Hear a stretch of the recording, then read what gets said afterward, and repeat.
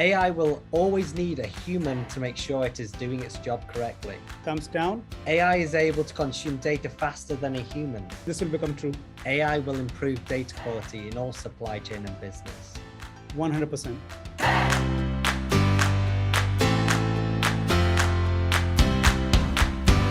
Welcome to the Supply Chain Tech Podcast with Roambee. Scott Mears here, Global Field Marketing Manager at Roambee and one of the hosts of the Supply Chain Tech Podcast.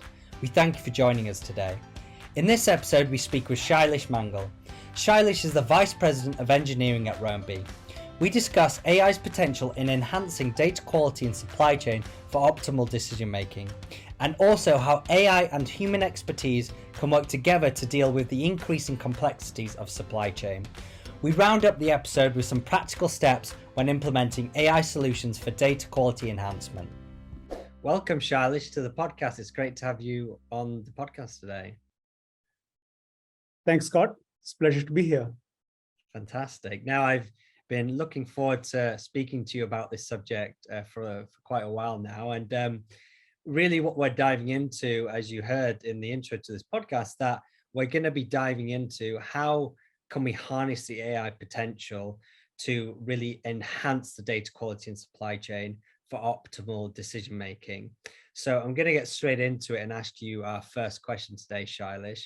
And the first question I have for you is how can AI technologies be leveraged to improve data quality in supply chains? And what specific AI-driven tools or algorithms are making a significant impact on this aspect? Certainly. I think the starting of any journey in AI has to begin with the data. AI certainly provides a myriad of tools today for us to make sense out of this data, but the journey has to start at the data. And that very interestingly, I think brings our initial or very first foray into how do we collect this data. The premise of basically, and you might have heard this term, the garbage in, garbage out, is very true. So this has to start from finding the relevant data, finding the right data, finding right mechanisms to collect this data. And then I think the different techniques of data science, machine learning algorithms that helps us clean this data. And then cleaning can happen in removing basically the noise inside the data, finding the relevant pieces, categorizing it, tagging this data, and then boiling it down to a place or in a manner where this data can be consumed. We can observe this data. So such techniques, I think, span from very old classic ETL technologies where data can be crunched down to more modern techniques where we can start looking certain patterns as they emerge and use these patterns to train certain models in machine learning and AI to then drive towards a specific goal. Very important aspect of this is the observability of this data as it is happening in a continuous stream, and then to combine this and aggregate to drive towards a certain goal, a certain result. In context of supply chain, this can span into multiple dimensions. For a classic sort of transportation business, it's managing your lanes, managing transporters, managing your starting positions, the different delays that happen, either something that can be controlled or something that is beyond your control, just knowing that something downstream has potential to fail. And then looking at all those items as risks basically are some of the examples that can be used to justify the need of this data. Coming to algorithms, I think we have a lot that has been invented today. I think we're really fortunate that so much innovation has happened in this area. I think the algorithms largely depend on what use case you look at and how you apply. But some of the basic ones that come to mind is simple clustering techniques. Take this above the basic premise of, let's say, linear regression, going into maybe SVM type of algorithms.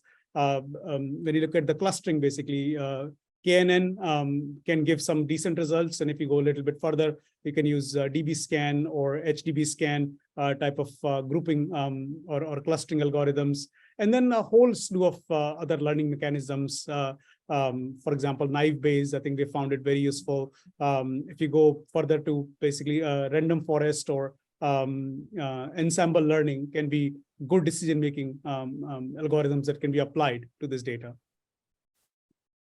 It's I really appreciate that answer, and I appreciate you giving us the detail of the different type of algorithms out there that you can use, in supply chain. And it's really true what you say. There's, garbage in, garbage out. I think that's so true, and it's something so important to remember when starting to leverage AI in our supply chains today. And moving on to our next question is, data is collected from various sources in supply chain operations. But how does AI help in automating data collection, integration, and validation to ensure the accuracy and completeness of the data? Yeah, I think one thing that is very important when it comes to different sources of data is, or the ultimate result is the trust. How do we take all this data that comes from different sources and convert this into an intelligence that can be trusted? And it is extremely difficult and challenging problem to bring AI to a point where people can trust in it. And this is the journey for this actually starts from knowing the different data sources, their granularity, the different levels of fidelity of this data, how this data plays a role, how this data is collected, what is the degree of error that may get introduced just by the mechanism of this data, the immediacy of this information. Is it being collected as it is happening, or it is coming to the systems post the fact, and how much post the fact does it come in? All data has value, either historical or current, but knowing this level of fidelity plays a big role towards creating decision-making systems in this. The second aspect of this is then to take it from here and then to appropriately tag this data to play a role in your decision making. So a very simple layman example I will take here is, let's say you collect data. One signal comes directly from the sensor, and then you're collecting it in the real time. The other data stream is coming to you, let's say a human scan, and it gets collected in some kind of a online system before it gets distributed in a batch fashion. So there is a time lag in between of the two. Each of this data basically have a different level of fidelity, and your models as you build them should have a consideration to give appropriate weightage to each one of them. Now you can start with an assumption, but I think the best system would be to sort of play this in a feedback loop, and then to come up with the right weightage for different parameter tuning that needs to happen to ensure that the level of accuracy and completeness is maintained throughout this exercise. It's interesting, that answer, because I think, as people look to AI as this new, very attractive tool, and, not all of us have a full understanding, is still trying to get a grasp on what it can offer us. What you're telling us there is that you really need to use it correctly. And it's not just the magic tool that can be implemented, with no guidance. You need to know what you're looking to use it for, and understand how to integrate that correctly. So I think that's really interesting what you're saying there. And I would love to hear if you could share some examples of how AI-driven data analytics can detect anomalies and inconsistencies in supply chain data, and how businesses can use this information to make more informed decisions. Right. So I think very interesting question you bring up, Scott. I think, and I'll probably take a step back before I get to the AI. I think the need for making such inferences and driving certain decisions off the data has been of paramount interest. So in the traditional manner, people have tried to resolve it by putting certain kind of guard rules, like we call them threshold values, for example. If it exceed a certain level, tell me about it, right? If it goes beyond certain point, tell me about it. With AI, I think this level of complexity, call it dependency on human to put these guardrails goes away. AI can be trained and in very unsupervised manner to learn from past. And as humans, we can teach or tell AI what is acceptable and what is not acceptable. So we take the problem from it being a very stepper function, so to speak, to a very humanistic, where a single value or crossing a single value doesn't mean anything. In this unsupervised learning manner, we can take the premise of intelligence to the next level, because our values are not hard-coded. They're not fixed, essentially, or they're not set by any human. It is automatically deciphered through training. So an example that I would give, the previous world and the current world and the future, is we used to draw the geofences. Geofences is a concept that Google Maps made it very popular in last decade, I would say, or last decade. And since then, basically, people are very fondly draw these very interesting polygons around certain areas of interest and observe around them, right? What we have noticed by use of technology is that geofences are quite notorious for a variety of reasons. Basically, one is there is an inherent inaccuracy built into the system of GPS, where we depend on how many satellites you can view, and your GPS signal carries a certain level of inaccuracy. One. Second is, let's say, even if the signal is very accurate, there is a human aspect of it. An example would be, let's say, we are monitoring a warehouse, and warehouse is used to collect all the packages, pallets, and containers, and warehouse is running full. We have found in practical usage that people start using space outside of the warehouse. Sometimes the container size is pretty huge. It's perfectly all right to leave it by the wall outside of the geofence. And in such cases, a traditional form of data evaluation will basically mark the presence of container not being inside the geofence, and hence you will stop recognizing that container is even there. By the use of elastic geofences essentially defies the notion of a fixed geofence.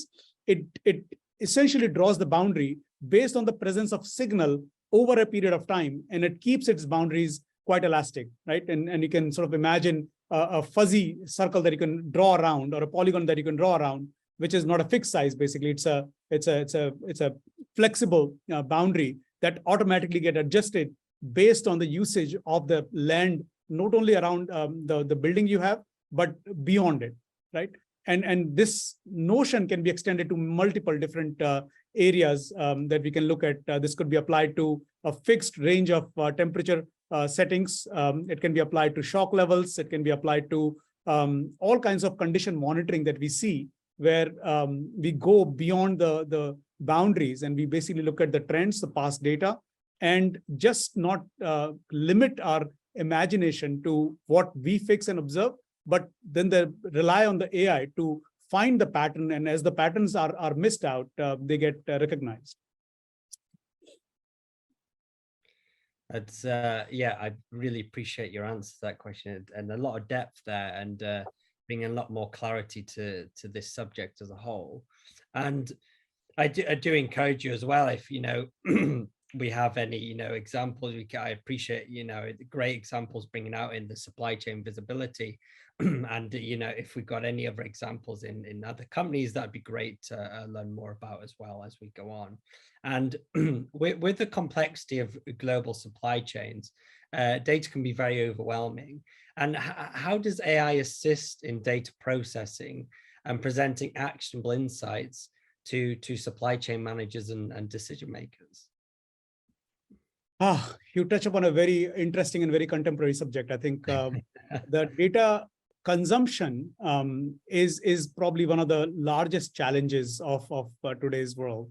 There is so much data that we generate. I think it's order of magnitude more data. I think some classic sort of comparison, there's probably more data in one iPhone today than the entire world had in 1950s, 60s. So you can imagine basically the speed at which data is growing. What the challenge it presents essentially is how do you consume this data? And I think AI is quite interesting in the sense that it can humanize the consumption of this data. And that's probably one of the biggest, I think, changes that we are seeing this year compared to the previous years, where the invention of transformer learning and LLMs is making where machine learns about the data, humans only get their questions answered. So today we are not enamored by this massive explosion of the data. And going forward, the systems that we're building basically will not have standard dashboards. Nobody's throwing data on your face for you to consume. People are very much capable now to get answers to their questions rather than having to consume reams and reams of CSVs or Excel reports or emails for that matter. So I think one of the big areas I think that innovation is happening, and speed of reduction in consumable data is happening. Is to with the help of AI, we can ask a specific question. We can turn those questions into dashboards, or we can have very nebulous questions. An example there would be, you could today conceptualize a question. Oh, I've got 70 different lanes running over 500 shipments. Which are the most important shipments that I should be worried about? And you can totally ask this question today and to expect a very accurate answer. Of the 500, there are 13 shipments that are running high risk of either delay or are running in high risk areas, or have gone into some kind of an excursion that you should be looking at, right? So you can use a very communicative and conversational manner to consume this data. And all of this can be possible through our journey in AI and being able to distill it down to what is the most meaningful. And then now you can take your conversation and then turn this into a repeatable, auto-generated response that can be delivered in the way you want to consume this information, down to the level of a few lines of tweet, or shall I say threads. I think that's really the piece that excites me so much, is that the sheer speed in which AI can give us these answers to allow us to make these informed decisions as business owners, and running our supply chain is what really excites us. And I guess we've seen that on the fun side of ChatGPT, and everyone's asking, fun questions in their lives, and we're seeing sort of the reality of what that could look like. And knowing that can be, you can have a version of that in supply chain, I think is super exciting for the supply chain manager of the world. I want to know now, is predictive analytics is really gaining traction, and is a big piece that we can predict more and more within supply chain. And I want to understand, how can businesses utilize this technology to anticipate potential data quality issues in advance and taking preventative measures to deal with this? Right. So I think the foundation of the future can be put on the learnings of the past, right? So I think when we look at the future, I think it's very important to first understand what past has been, what is the driving criteria for the past was, and from there, basically, I think knowing the business, right? And I'm saying in a very sort of quantitative manner, does today's business owners know their business in terms of numbers? Can you boil it down to few scores that you can track? Knowing your business metrics, what really moves the needle for you, and make that as a central focal point of your attention, and driving your entire department to meet your criterias in those business metrics. That is the starting point of getting or building a successful predictive model. Because once you have things that really matter, that drive your business metric, now you can start sort of looking at what the future will look like. So if I know my lane velocity, I can then look at how do I improve my lane velocity. If I know my transporter matrix and transporter effectiveness score, I can then work on basically finding out the right transporters and push my transporters to deliver on time, deliver in full, deliver with high quality. So it starts from knowing what the business is, where we are today, to then plan for the future. Once we have this foundation laid out, the future becomes quite simple. Once we have these KPIs, the machine learning models today are capable of taking all this data in, identify the different level of causality, and identify what is impacting these metrics, and then to predict how this will behave going forward. Yes, it requires a bit more work in terms of taking care of seasonal requirement or changes, weather patterns that can impact the supply chain specifically, demand patterns as they change from holiday time to non-holiday times. And then once you have, let's say, 2 years worth of data, all of this can then be trained into generating models that can help you predict how the future will look like. And not just that, you can actually run some fictitious models and make changes in the past data. We call it basically synthetic data. You produce synthetic data to see the impact of this in future. So not only you can know the future, you can actually have the power of changing the future. Sounds very sort of surreal, but it's definitely doable from our perspective.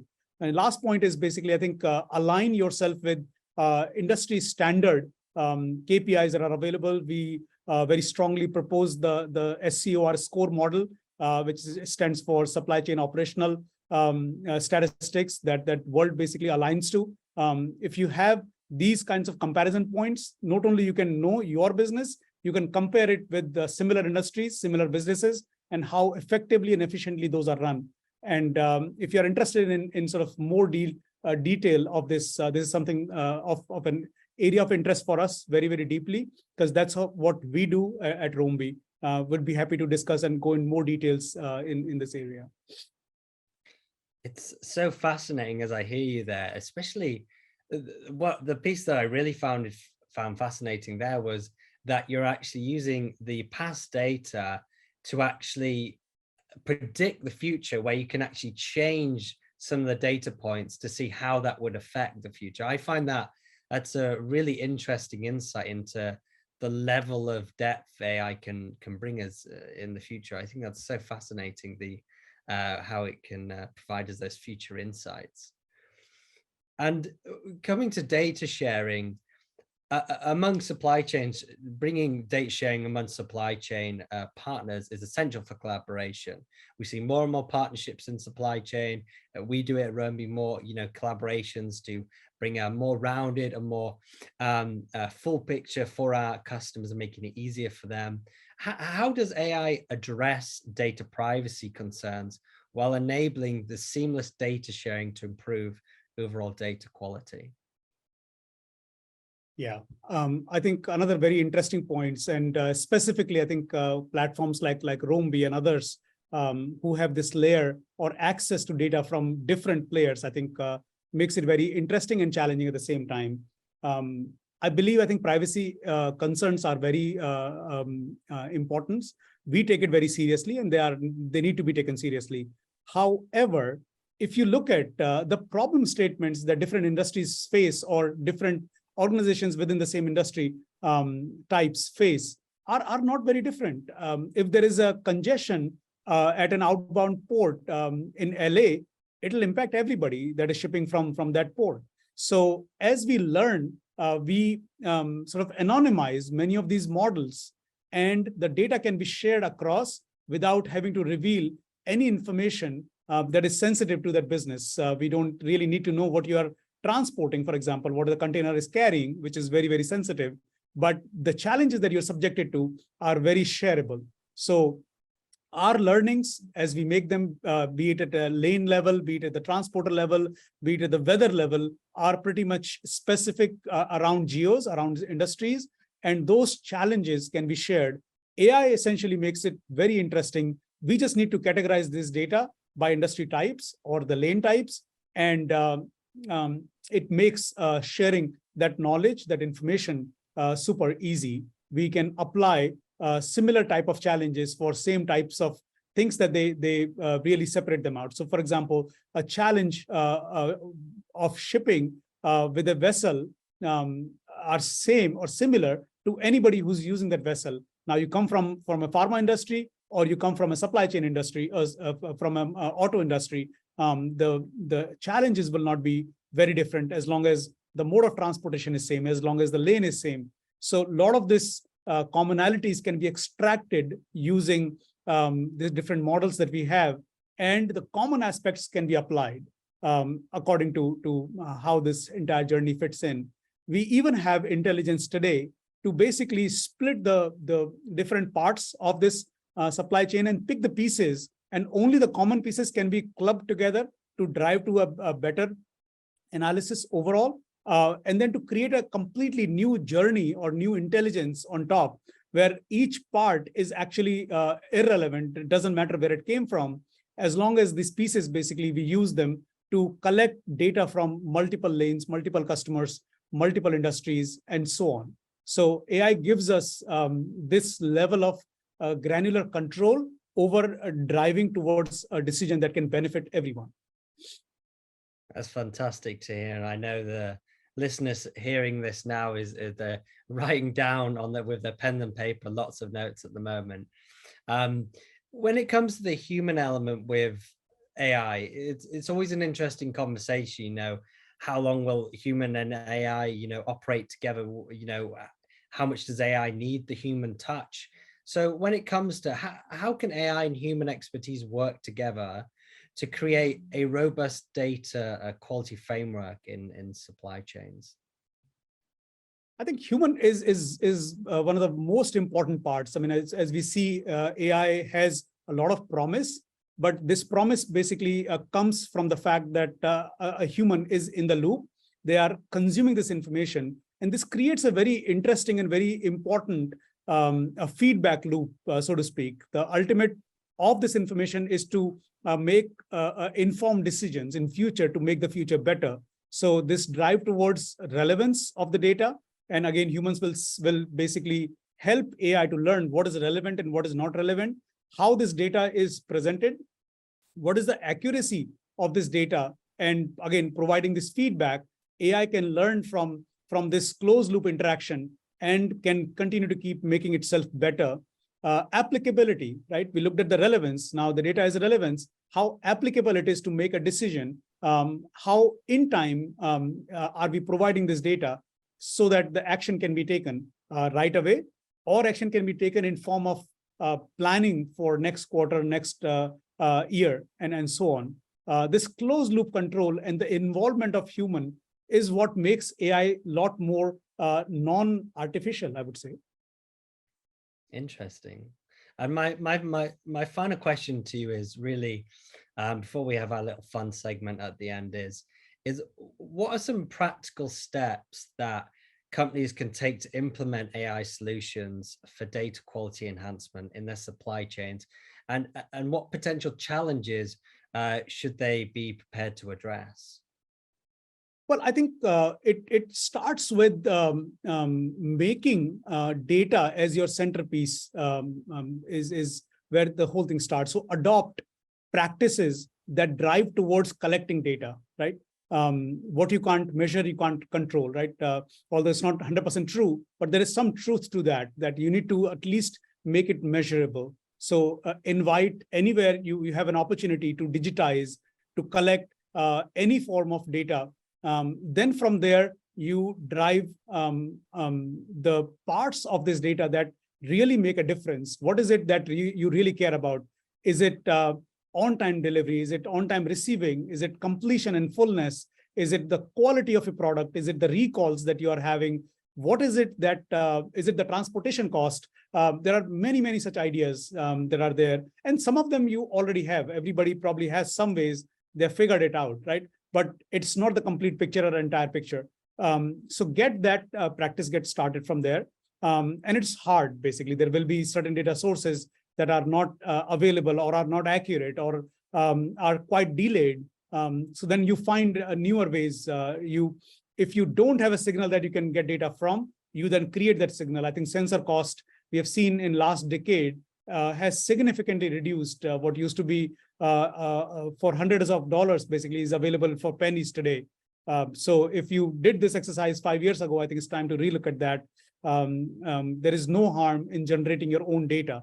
That's one. Second is you don't have to digitize everything. As long as there is enough samples that can be done, this can be a lot more cost effective than you think.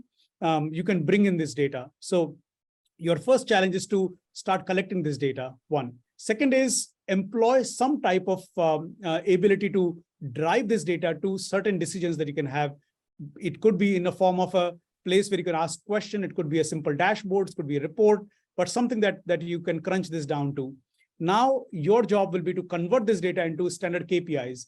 There are certain ones that we have very openly talked about. There are more that industry has. Any of these basically that you can pick, but have something that you can define and refine your business with.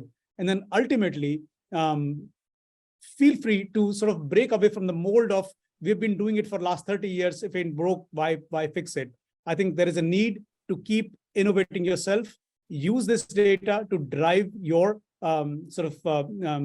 monthly meetings, drive your teams to deliver, and you are measuring it. The effect will be a lot more clear, a lot more in front of you. And AI can certainly help by reducing the time to get you the data once you know what data you need. The challenge that you will face basically is both at the collection time, at the crunching time, and then finally at the adoption time. Is your teams basically open to taking in this type of feedback?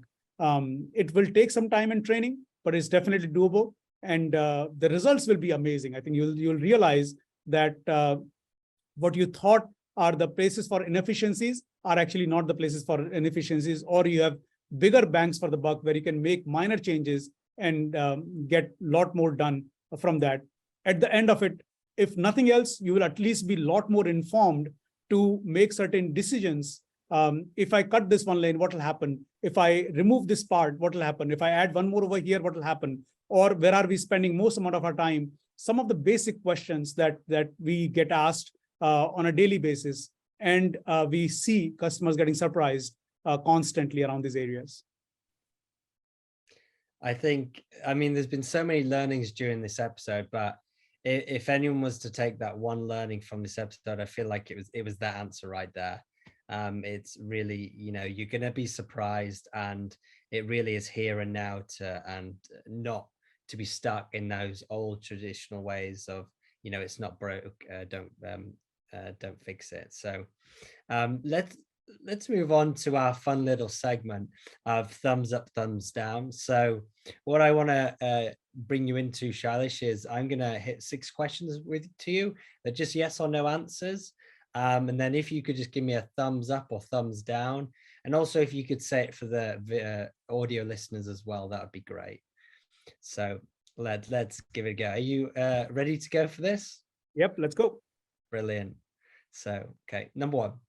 AI will always need a human to make sure it is doing its job correctly. Thumbs down. AI can do it on its own. Interesting. AI is able to consume data faster than a human. At some point, this will become true. AI will not miss an anomaly in data. That's a tough one. Thumbs down. It can always make mistakes. AI can see opportunities in data that humans cannot. That's 100% thumbs up. Even though humans probably can, it's just too much for them to sort of go through everything. So yes, they can miss. The likelihood of human missing something is a lot more than AI will. Wow. AI will drive more collaboration between stakeholders. Absolutely, thumbs up. And finally, AI will improve data quality in all supply chain and business. 100%. 100%. Wow. Well, I know I've got a lot of learning there, and I know the listeners and watchers will too. So thank you so much, Shailesh. It's been a great episode, and I really appreciate jumping into AI more deeply with you. Thanks, Scott. I really enjoyed it. I think your questions were right spot on. I think this is our future. Great. We'll just do a little wave together to the listeners. We'll say thank you very much. If you just throw your hand up there and say bye-bye, and we'll say goodbye and see you next time. Bye-bye. Thanks, everybody. Thanks for watching. Thanks for having me here. Thanks, Scott.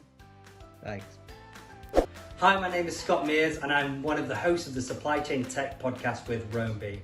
On this podcast, we talk to supply chain heroes from around the world about everything, ranging from the disruptions related to supply chains, their personal experiences with tracking technologies, strategies to build resilience, and much, much more. We already have some recommended videos for you to the side of me, and if any of this sounds interesting to you, do subscribe to our YouTube channel and hit the bell icon so you don't miss another Roambee video. I'll see you next time.